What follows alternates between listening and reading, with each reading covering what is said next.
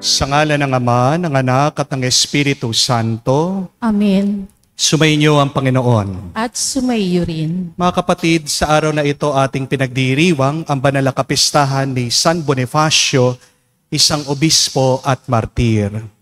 Bakit naging matapang si San Bonifacio sa gitna ng paglulupig sa kanya, pagpapakasakit sa kanya, ay dahil nakikiisa siya sa Diyos. Kapag tayo ay malayo sa Diyos, wala tayong lakas. Kapag tayo ay hindi nakikiisa sa Kanya, wala tayong pagpapala at bendisyon. Alalahanin natin ang mga pagkakataon na kung saan tayo ay nagkasala, na natiling mag-isa, malayo sa pagmamahal ng Diyos. Kaya naman tayo din ay nakasakit sa ating mga kapwa. Naway sa kapatawaran ng Diyos, makita tayo muling karapat-dapat kahit nakakaunti lamang makatanggap sa mga banal na misteryo. Inaamin ko Sa makapangyarihang Diyos at sa inyo mga kapatid, na lubha akong nagkasala sa isip, sa salita, sa gawa, at sa aking pagkukulang. Kaya isinasamo ko sa mahal na Birheng Maria, sa lahat ng mga anghel at mga banal, at sa inyo mga kapatid, na ako'y ipanalangin sa Panginoong ating Diyos. kaawaan tayo na makapangyarihang Diyos, patawarin tayo sa ating mga kasalanan, at patnubayan tayo sa buhay na walang hanggan. Amen. Panginoon, kaawaan mo kami. Panginoon, kaawaan mo kami. Kristo, kaawaan mo kami. Kristo, kaawaan mo kami. Panginoon, kaawaan mo kami. Panginoon, kaawaan mo kami. Manalangin tayo. Ama naming makapangyarihan, ang martir na si San Bonifacio ay makatuwang nawa namin sa pagdalangin upang ang pananampalatayang inilahad niya sa kanyang pagsasalita at nilagdaan ng kanyang dugo, itiningis ng mga ayaw maniwala, ay aming mapangatawanan at maihayag sa ginagawa namin araw-araw. Sa pamamagitan ni Jesucristo, kasama ng Espiritu Santo, magpa sa walang hanggan. Amen.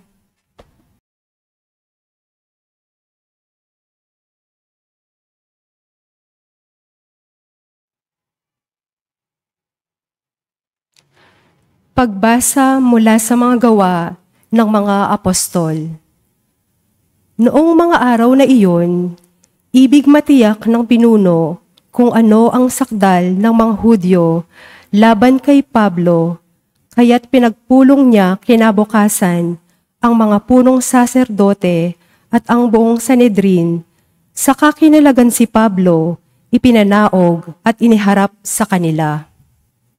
Alam ni Pablo na dooy may mga Saduseyo at Pariseyo, kaya't sinabi niya ng malakas, "Mga kapatid, ako'y Pariseyo, anak ng mga Pariseyo. Dahil sa pag-asa kong muling mabubuhay ang mga patay, ako'y nililitis ngayon." Matapos itong sabihin ni Pablo, nagtalo-talo ang mga Pariseyo at ang mga Saduseyo, at nahati ang kapulungan. Sapagkat ang sabi ng mga Saduseyo, hindi muling mabubuhay ang mga patay at walang anghel o espiritu, subalit ang mga Pariseyo na may naniniwala sa lahat ng ito. At lumakas ang kanilang sigawan. Tumindig ang ilan sa mga eskribang kapanig ng mga Pariseyo at malakas na tumutol. Wala kaming makitang pagkakasala ng taong ito. Ano kung may isang espiritu o isang anghel na nagsalita sa kanya? At nang maging mainitan na ang kanilang pagtatalo, natakot ang pinuno na baka lurayin nila si Pablo, kaya't pinapanaog niya ang mga kawal, ipinakuha si Pablo at ipinapasok sa kuta. Kinagabihan, tumayo ang Panginoon sa tabi ni Pablo at sinabi sa kanya, "Lakasan mo ang iyong loob. Nagpatotoo ka tungkol sa akin dito at sa Jerusalem. Ganyan din ang gawin mo sa Roma." Ang salita ng Diyos. Salamat sa Diyos. Diyos ko ang aking dalangin, ako'y iyong tangkilikin. Diyos ko ang aking dalangin, ako'y iyong tangkilikin. O Diyos, ako'y ingatan mo, ingatan ang iyong lingkod. Ang hangad ko ay maligtas kaya sa'yo'y dumudulog. Ika'y aking Panginoon, ang wika ko sa aking Diyos. Kabutihang tinanggap ko ay ikaw ang nagkaloob. Ikaw lamang, o poon ko, ang lahat sa aking buhay.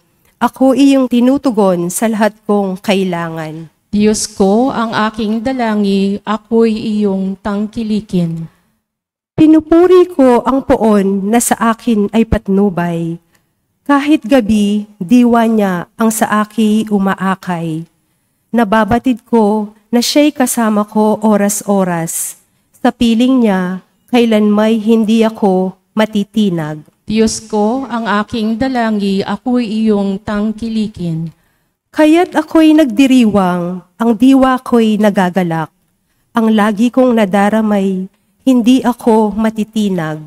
Pagkat di mo tutulutang, ang mahal mo ay malagak sa balon ng mga patay upang doon ay maagnas. Diyos ko ang aking dalangin, ako'y iyong tangkilikin. Ituturo mo ang landas na buhay ang hahantungan, sa piling mo'y madarama ang lubos na kagalakan, ang tulong mo'y nagdudulot ng ligayang walang hanggan. Diyos ko ang aking dalangin, ako'y iyong tangkilikin.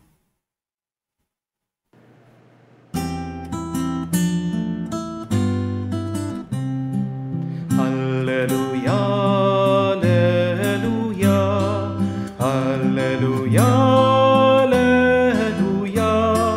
alleluia, alleluia, alleluia, alleluia, alleluia, alleluia, alleluia, alleluia, Lahat naway magkaisa kay Kristo at sa Diyos Ama ng tanay sumampalataya. Alleluia, alleluia.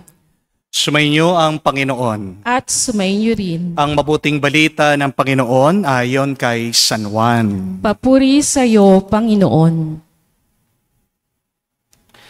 Nung panong yun, tumingala si Jesus at nanalangin.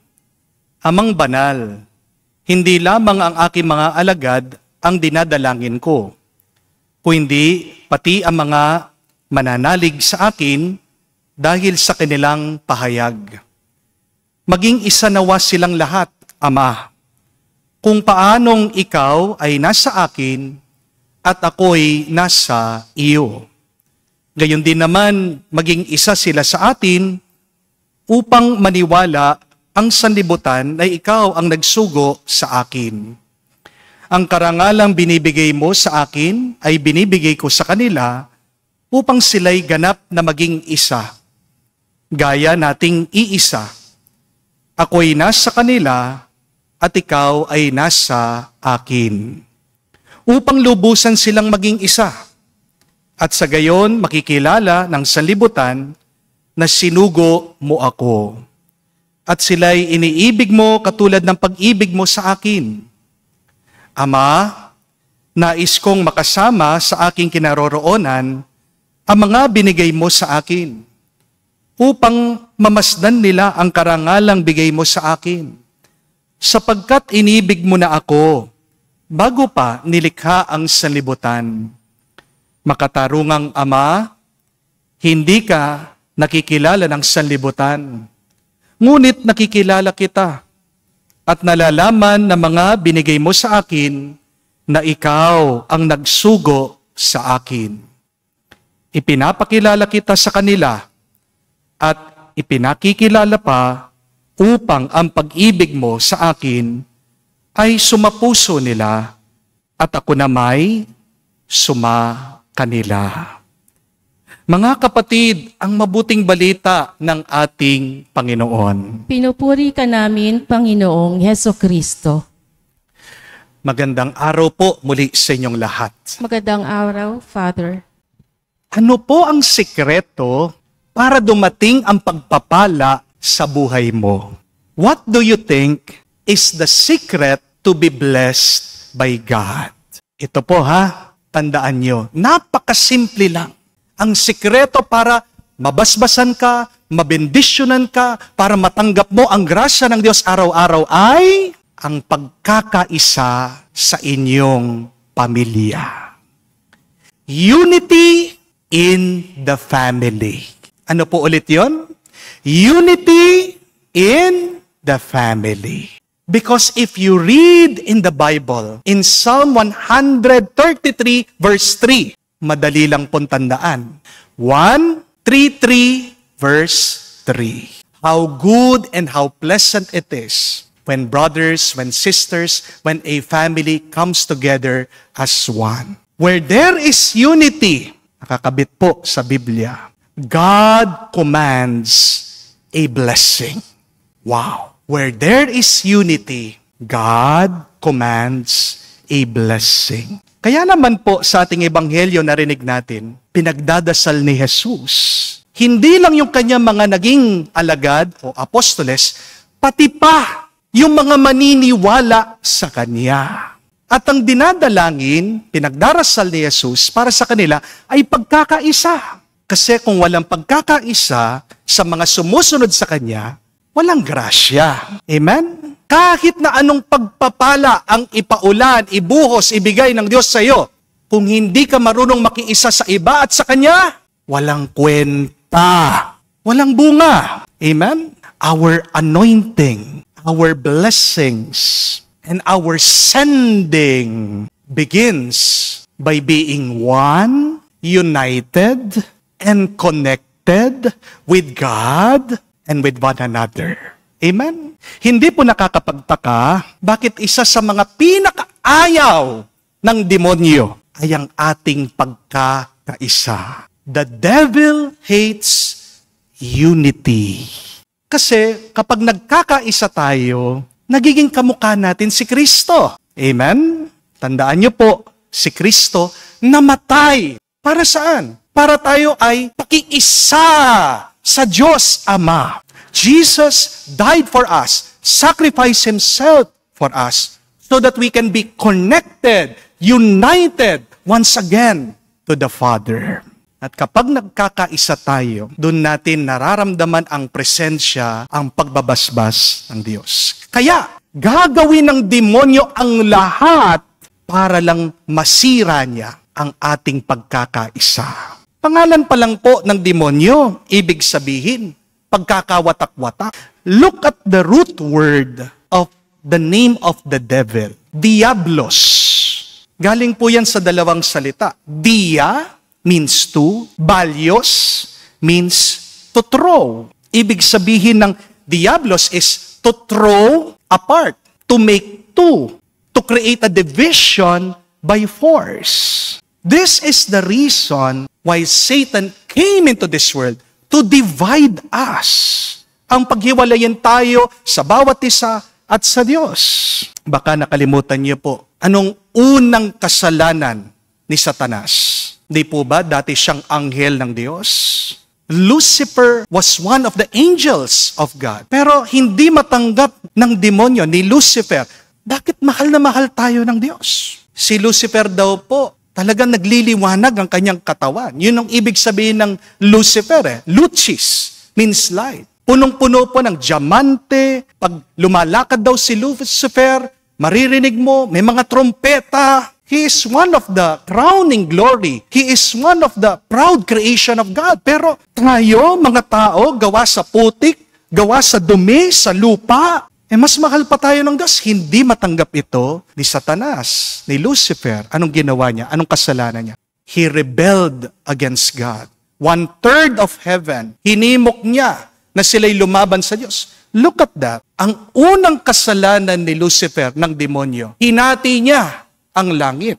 Kaya nga, nung ginawa ang tao, siya'y nag-anyo na isang ahas. Anong ginawa niya? Kung nakaya niyang guluhin ang langit, kayang-kaya niya guluhin ang relasyon ng Diyos at ng tao. Dahil sa kanyang tukso, nakinig ang tao, humiwalay ang tao sa Diyos. Lumayo ang tao sa naglikha sa kanya. Kung kayang hatiin ng demonyo ang langit, kayang-kaya niya din na sirain, hatiin ang maganda nating pagsasama sa iyong pamilya, sa iyong mga kaibigan. Kaya huwag tayong magtataka. Halimbawa na lang, sa politika. Di ba? Ang ganda, naririnig natin, unity. Pero bakit merong pag-aaway? Huwag niyo po sisihin ang mga politiko. Buhay ang diwa ng spirito ng masama. Kagagawan yan ni Satanas. Amen? Ayaw niya kasi na tayo ay maging buo, maging katawan ni Kristo. Nagmamahalan kayo ng asawa mo, ng mga anak mo. Maghanda kayo. Target kayo ng demonyo. The devil will always try to destroy our unity. The devil will always try to divide us.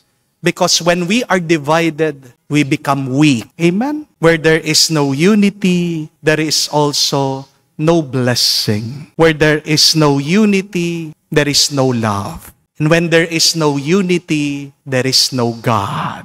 Pero ito po ang mabuting balita, pinagdadasal na tayo ni Jesus. Mula noon hanggang ngayon, hinihiling ninanais ni Jesus ang ating pagkakaisa. Though Jesus prayed for this unity, my dear friends, our work does not stop. Let us help Jesus. Let us help one another. May your daily prayer include for the unity of the church. Yan ang malungkot na kwento eh. Tinatawag pa naman tayong simbahan, ang mistikong katawan ni Kristo. Pero, di ba, aminin nyo, lalong-lalo na kayo po mga tao na simbahan, minsan tayo-tayo na lang nakikita sa loob ng simbahan, nagdadasal tayo, nakikinig tayo sa salita ng Diyos. Tayo-tayo nagsisiraan. Di po ba? Yan ang malungkot na kwento. Nagchichismisan. Kasi mga iba naiinggit, close kay Father. Mga kapatid, pag tayong magpapatalo sa demonyo, natutuwa ang demonyo pag nagsisiraan tayo. Kaya nga, unang-una din na pinapasukan ng demonyo ay ang simbahan. Hindi ibig sabihin na ikaw ay tao ng simbahan na hindi ka natutoksuhin ng masama. Amen? But remember this, there can only be victory where there is unity.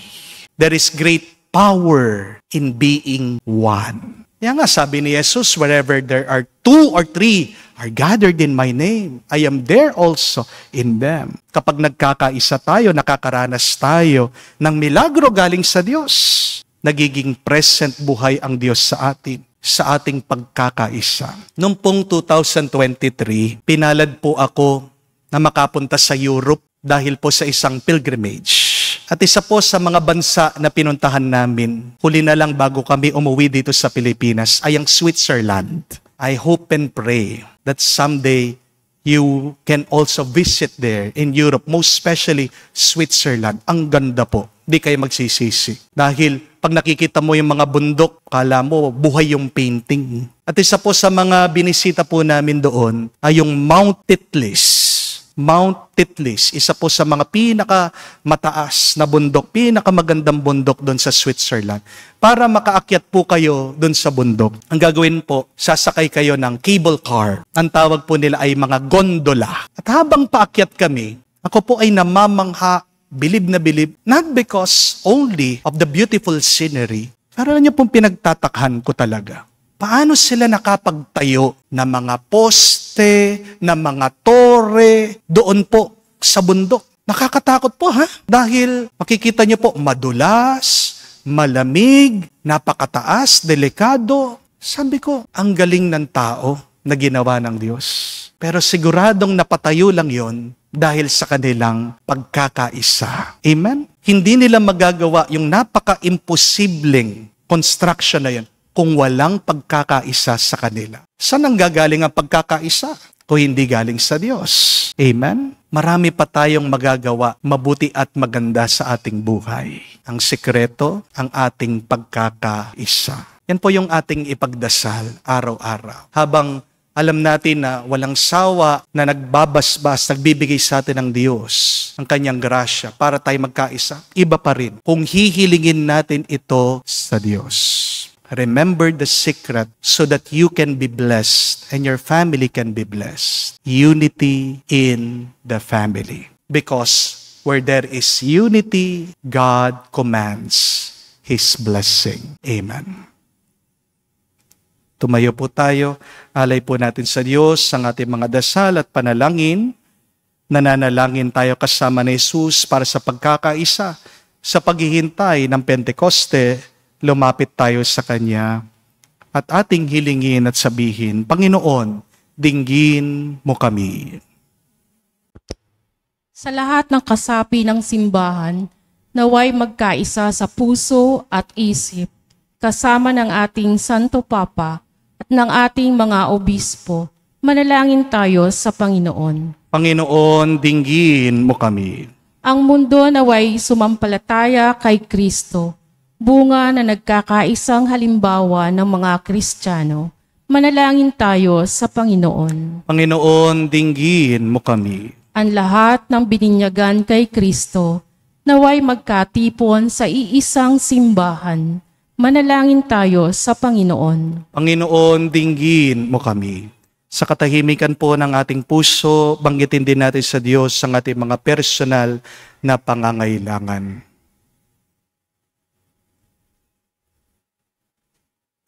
Banal na Ama, sa pamagitan ng mga panalangin ito, maakay nawa ang lahat ng tao sa pagkakaisang binabahagi mo sa nag-iisang minamahal mo, bago pa man tinatag ang sansinukob. Hinihiling namin ito sa pamagitan ni Kristo, aming Panginoon. Amen.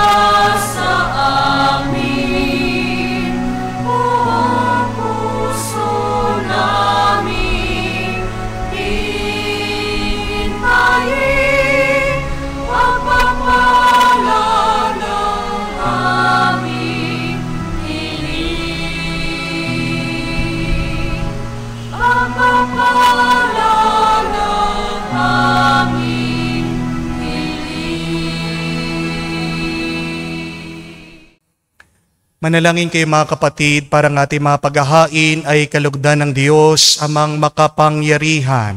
Tanggapin nawa ng Panginoon itong paghahain sa iyong mga kamay, sa kapurihan niya at karangalan sa ating kapakinabangan at sa buong sambayanan niyang banal.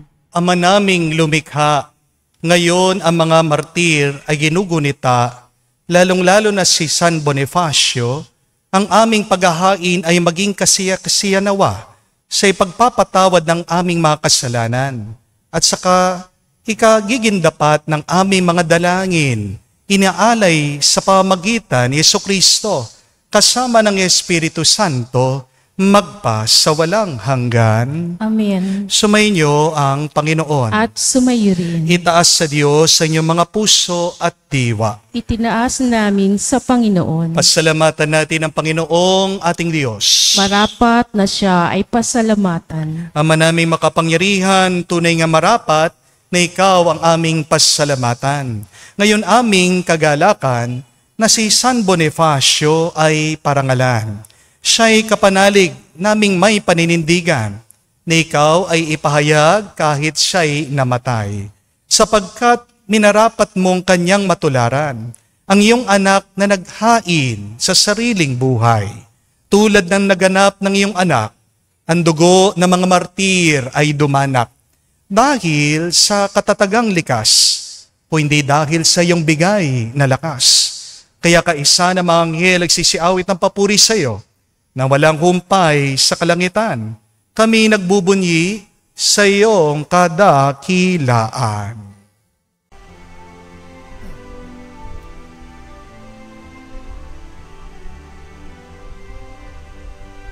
Santo, Santo, Santo, Panginoong Diyos ng mga hukbo, napupuno ang langit at lupa ng kadakilaan mo. Hosana, Hosana, sa kaitaasan, pinagpala ang naparirito sa ngalan ng Panginoon. Hosana, Hosana, sa kaitaasan. Hosana, Hosana, sa kaitaasan. Ama naming banal, ikaw ang bukal ng tanang kabanalan. Kaya't sa pamagitan ng iyong Espiritu, gawin mong banal ang mga kaloob na ito, upang para sa amin, maging katawan at dugo ng aming Panginoong Heso Kristo. Bago niya pinagtiis ang kusang loob na maging handog, hinawakan niyang tinapay, pinasalamatan kanya. Pinaghati-hati niya iyon.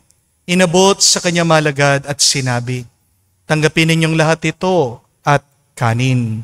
Ito ang aking katawan na ihahandog para sa inyo.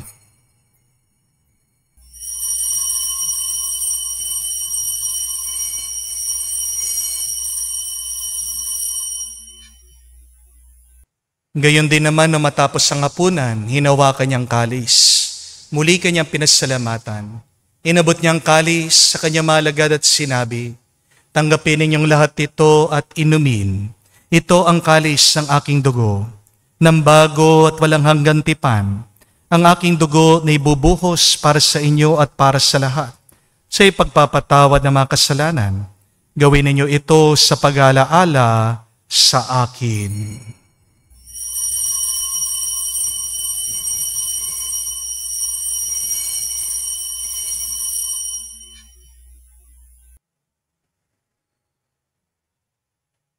Ang misteryo ng pananampalataya. Aming ipinahayag na namatay ang iyong anak, nabuhay bilang Mesiyas at magbabalik sa wakas para mahayag sa lahat. Ama, ginagawa namin ngayon ang pag-alaala sa pagkamatay at muling pagkabuhay ng iyong anak. Kaya tinialay namin sa iyo ang tinapay na nagbibigay buhay at ang kalis na nagkakaloob ng kaligtasan. Kami nagpapasalamat dahil kami iyong minarapat na tumayo sa harap mo para maglingkod sa iyo. Sinasamo namin kami magsalo-salo sa katawan at dugo ni Kristo ay mabuklod sa pagkakaisa sa pamamagitan ng Espiritu Santo. Ama, lingapin mong iyong simbahan, laganap sa buong daigdig. Puspusin mo kami sa pag-ibig. Kaisa ni Leon, ang aming Santo Papa, Florentino, aming Arsobispo, at ng Tanang Kaparian. Alalahanin mo rin ang aming mga kapatid na nahimlay, may pag-asang sila'y muling mabubuhay. Gayon din naman lahat ng mga pumanaw. Kawan mo't sila't patuloyin sa iyong kaliwanagan. Kawan mo't pangidapating kaming lahat na makasalo sa iyong buhay na walang wakas. Kaisa na mahal na Birhen Maria na ina ng Diyos. Kaisa ni San Jose ang kanyang malwalhating esposo. Kaisa ng mga apostol at lahat ng mga banal na namuhay dito sa daigdig na kalugod-lugod sa iyo. may pagdiwang naman namin ang pagpupuri sa ikararangal mo sa pamagitan ng iyong anak aming Panginoong Hesu Kristo. Sa pamamagitan ni Kristo, kasama niya at sa Kanya, ang lahat ng parangal at papuri ay sa iyo, Diyos Ama, makapangyarihan, kasama ng Espiritu Santo, magpasawalang hanggan. Amen, amen, amen. Sa nakakagaling na utos sa turo ni Jesus sa Panginoon natin na Diyos, ipahayag natin ang lakas loob.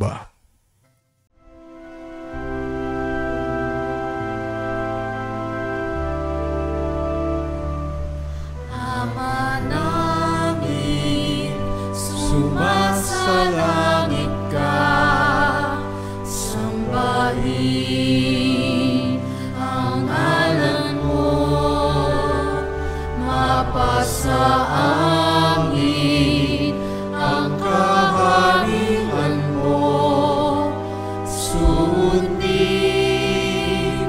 ang loob mo dito sa lupa,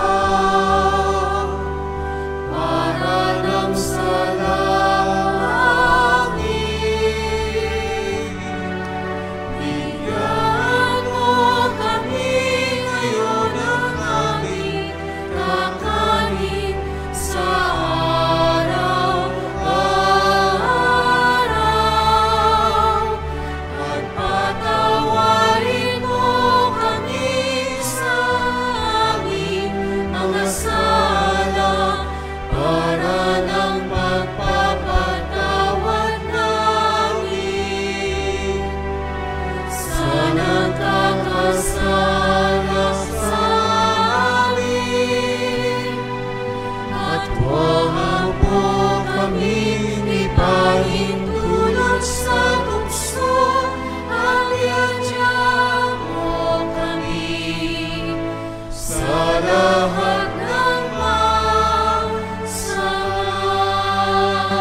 Hinihiling namin kami adya sa lahat na masama, pagkalooban ng kapayapaan araw-araw, ligtas sa kasalanan, ilayo sa lahat ng kapahamakan, samantalang aming pinanabikan ang dakilang araw ng pagpapahayag ng tagapagligtas naming si Hesu Kristo. Sapagkat iyo ang kaharian at ang kapangyarihan at ang kapurihan magpakailanman. Amen. Panginoong Hesu Kristo, sinabi mo sa mga apostol, kapayapaan ang iniiwan ko sa inyo, ang aking kapayapaan ang binibigay ko sa inyo. Tunghayan mo ang aming pananampalataya at huwag ang aming pagkakasala. Pagkalooban mo kami ng kapayapaan at pagkakaisa ayon sa iyong kalooban, kasama ng Espiritu Santo, magpa sa walang hanggan. Amen. Kapayapaan ng Panginoon ay laging sumainyo. At sumainyo rin. Magbigayan po tayo ng kapayapaan sa bawat isa. Peace with you po, kapayapaan po sa inyong lahat.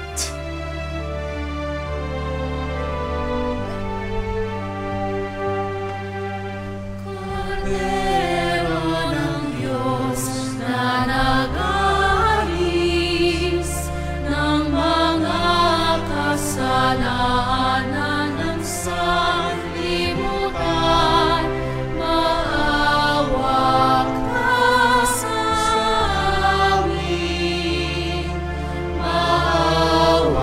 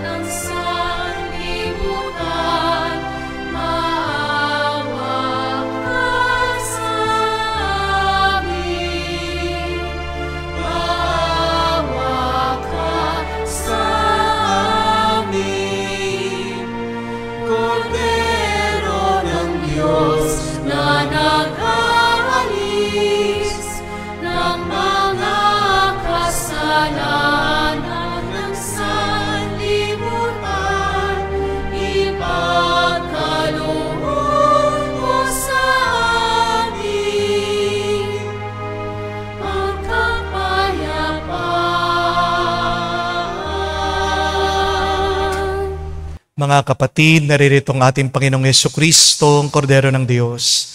Siya nag-aalis sa mga kasalanan at sanlibutan. Mapalad tayong lumalapit sa piging ng Kordero. Panginoon, hindi ako karapat-dapat na magpatuloy sa iyo. Ngunit sa isang salita mo lamang ay gagaling na ako.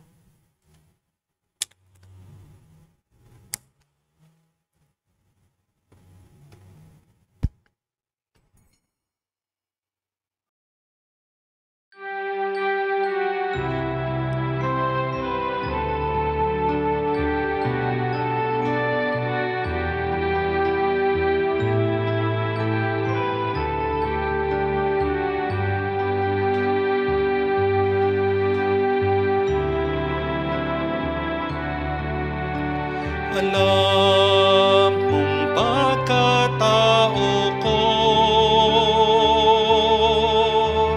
wala akong matatago. Alam mong aking isipan, alam mo ang lahat ng ginagawa ko, O Diyos. Gabayan mo ko, Diyos, sa buhay na ito. Ilapit mo ako sa pagmamahal mo. Dalhin mo ko, Panginoon, sa kalangitan. Buhay kasama mo.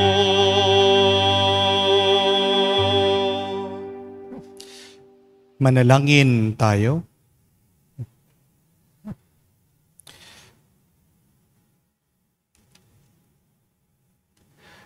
Ama naming mapagmahal, panatilihin mo sa amin ang iyong kalooban at ang tinanggap naming iyong bigay.